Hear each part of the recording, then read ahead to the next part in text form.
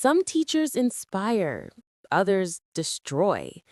But what do you do when the one person meant to guide you goes out of their way to sabotage you just because of who you are? This is a true story of a student, an impossible teacher, and a revenge nobody saw coming, with consequences even crueler than anyone imagined. If you've ever wanted justice for someone who tried to hold you back, hit that like button, subscribe, and get ready for one of the most jaw-dropping revenge stories you'll hear this week. Let's dive in. Detailed setup: the classroom battlefield. Picture a fluorescent-lit classroom in ninth grade honors English. The walls cluttered with classic novels and motivational posters that felt more mocking than inspiring. That year should have been like any other: nerdy debates, lost homework, group projects. But my teacher, Miss Harris, made sure it was anything but normal. She didn't just dislike me, she resented me. The kind of cold, dismissive stare that you can actually feel burning into your skin from across the room, like you tracked mud onto her perfect carpet. Other teachers might have been frustrated by my lack of effort sometimes, but she saw me as her personal annoyance. And that wasn't just in my head. The rumor was she had a thing against athletes.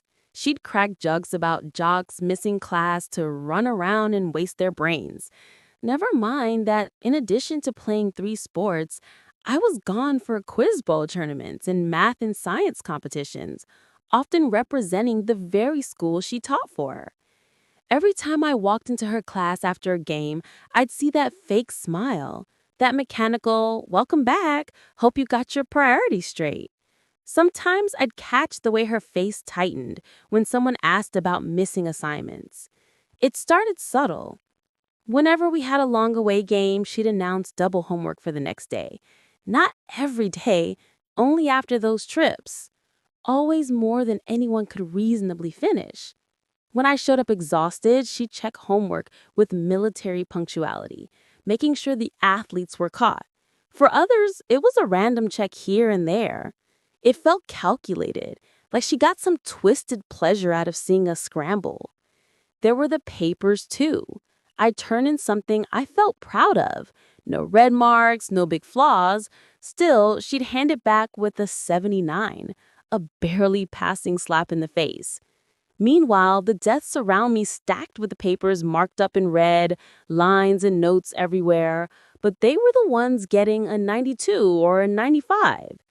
When I finally confronted her after a particularly crushing grade, her response felt surgical.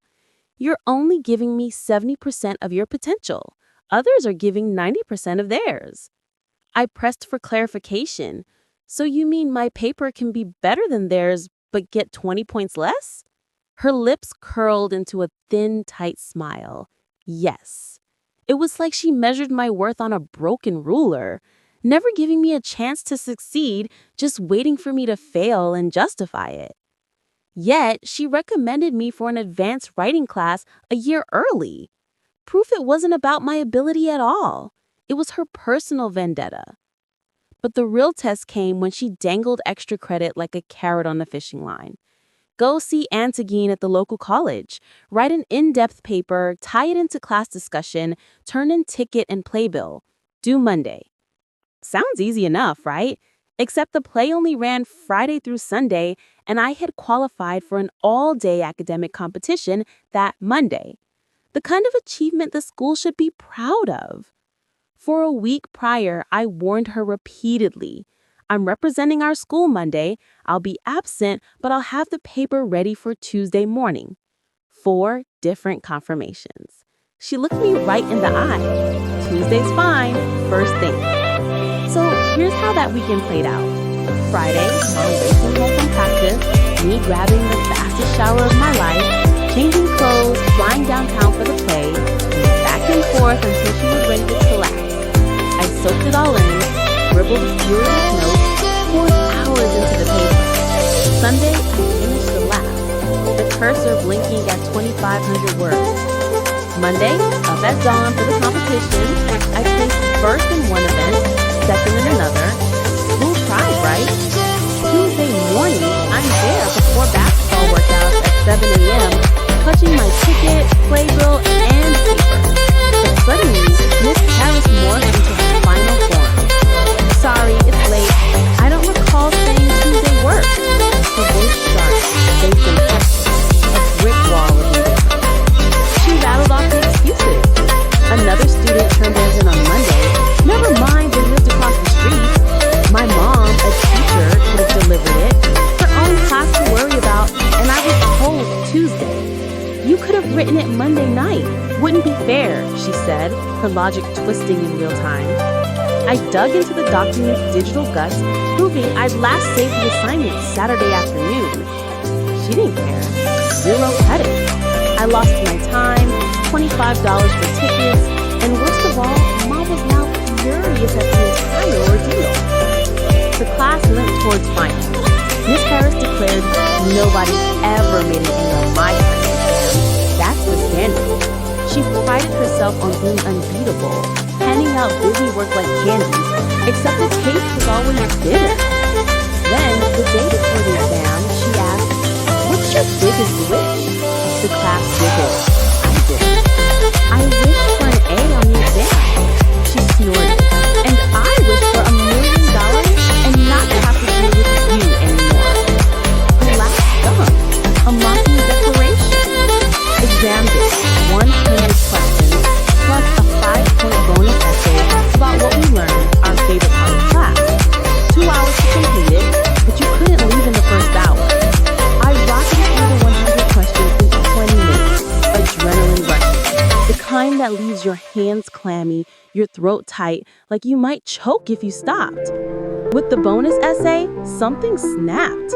I wrote raw, honest truth. I don't know if I learned anything because you never gave me feedback to improve my writing. My favorite part of class?